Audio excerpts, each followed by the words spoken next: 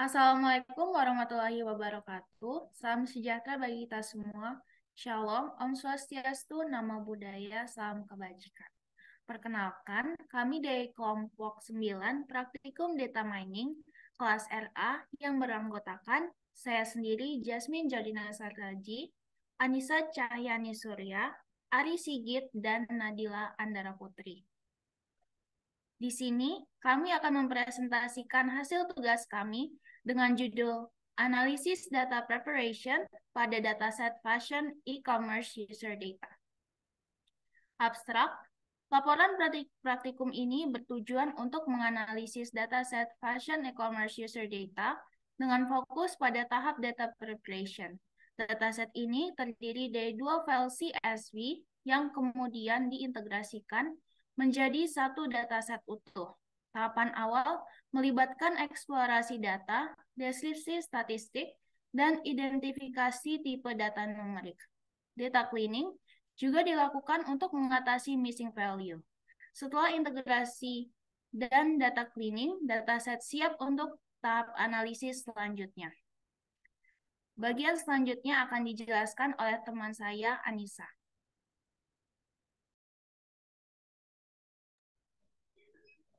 Baik, memasuki bagian metode. Pada bagian metode ini akan dilakukan dua hal, yaitu deskripsi dataset dan kemudian ada data cleaning. Pada kesempatan kali ini saya akan menjelaskan mengenai deskripsi dataset. Pertama-tama, sebelum kita melakukan data preparation, kita akan lebih dulu mengimport library yang akan kita gunakan dalam analisis data preparation ini. Pertama-tama ada library yang kita butuhkan itu adalah library Pandas untuk memanipulasi data dan data frame. Kemudian ada library NumPy untuk operasi matematika ataupun untuk membangkit dan beberapa fungsi matematika lainnya. Kemudian ada library Seaborn, ini untuk visualisasi data. Kemudian ada Matplotlib, PyPlot untuk membuat plot dan grafik. Kemudian kita akan memanggil dataset, maksudnya mengimport dataset ke dalam Python ini. Di mana dataset dataset dataset yang kami gunakan ini memiliki dua file CSV, yaitu DS1 dan DS2, yang kemudian dua file ini akan kita assign ke dalam suatu variabel yang kita namakan dataset 1 dan dataset 2, kemudian kita panggil dengan format CSV, dan kita assign kembali ke dalam variabel df1 dan df2.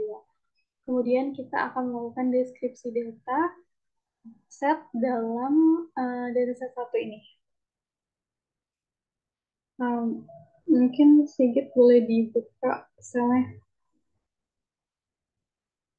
Oke, pertama-tama kita akan melihat bentuk dimensi dari data dataset 1 ini, di mana kita ketahui di informasi ini bahwa ada 24 kolom dan 98.000 baris data. Kemudian kita akan mengambilkan informasi dari data frame 1 ini, di mana dari DF-info ini kita bisa mengetahui bahwa apa-apa saja tipe data dari tiap-tiap kolom pada dataset 1. Kemudian selanjutnya,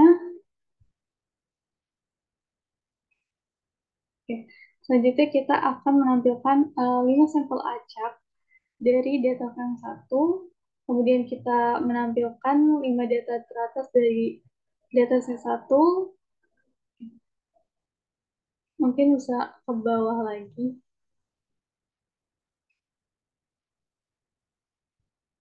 Kemudian selanjutnya kita bisa menampilkan 5 data terbawah dengan fungsi tel. Terus kita cek kembali tipe data dari tiap-tiap atributnya. Kemudian bawahnya gitu.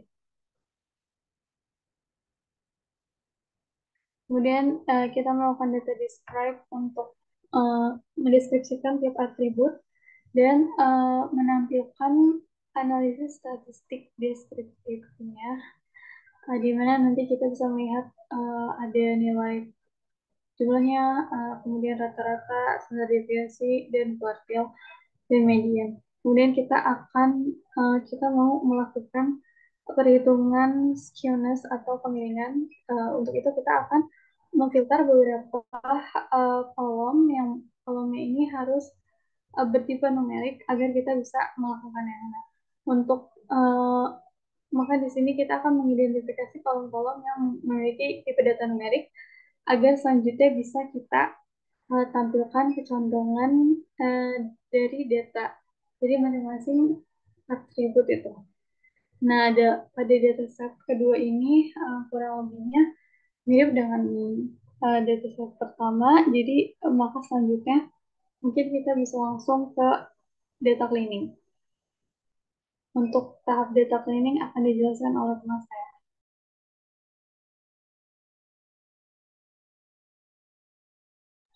Jadi selanjutnya itu data cleaning. Dan di data cleaning itu ada identifikasi dan mengatasi missing value. Yang pertama, kita akan menghitung jumlah data yang hilang atau missing value pada dataset 1. Dan ternyata di dataset 1 tidak ada data yang hilang atau tidak ada data yang missing. Lalu selanjutnya, kita juga menghitung jumlah data yang hilang atau jumlah missing value pada tiap kolom dataset 2. Dan ternyata ada beberapa kolom pada dataset 2 masih terdapat data yang hilang. Lalu selanjutnya, untuk mengatasi data yang missing dan dengan langsung menghapus data semua pada setiap kolom, itu kita menggunakan dropna atau data itu akan kita assign ulang pada dataset 2 untuk menghapus semua missing value pada dataset 2. Dan ternyata hasilnya dataset 2 sudah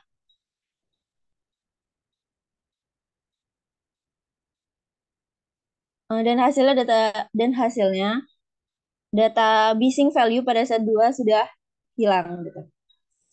Yang selanjutnya itu identifikasi dan untuk mengatasi outliner.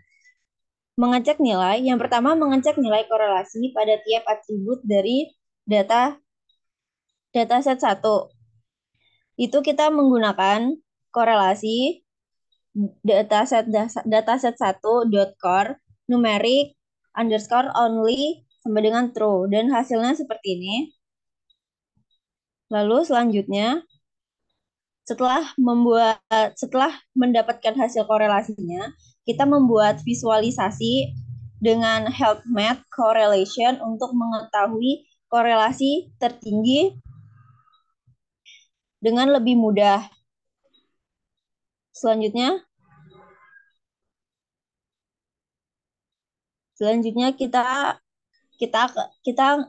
kita akan mengecek nilai korelasi pada dataset 2 sama seperti dataset 1. Dan ini hasilnya. Lalu setelah mendapatkan hasil dari korelasi dataset 2, kita membuat visualisasinya juga untuk mengetahui korelasi tertinggi dengan lebih mudah dari dataset 2. Dan ini hasilnya. Lalu selanjutnya data integration. Yang pertama, kita menampilkan 5 data teratas dari dataset 1 dan itu hasilnya. Lalu yang kedua, kita juga menampilkan 5 data teratas dari dataset kedua. Next-nya kita menggunakan fungsi pd.merge untuk menggabungkan dua data frames, yaitu data frame 1 dan data frame 2 dengan argumen country untuk mengidentifikasikan bahwa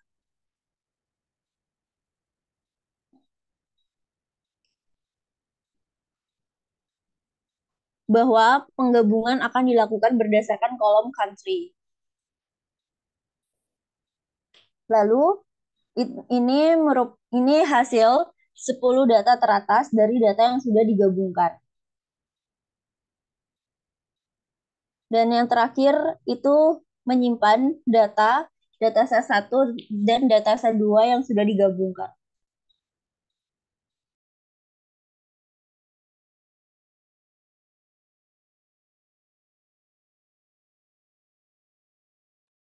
Lanjut, transformasi data, di mana transformasi data ini kita gunakan untuk eh, merubah gitu nilai daripada isi datanya.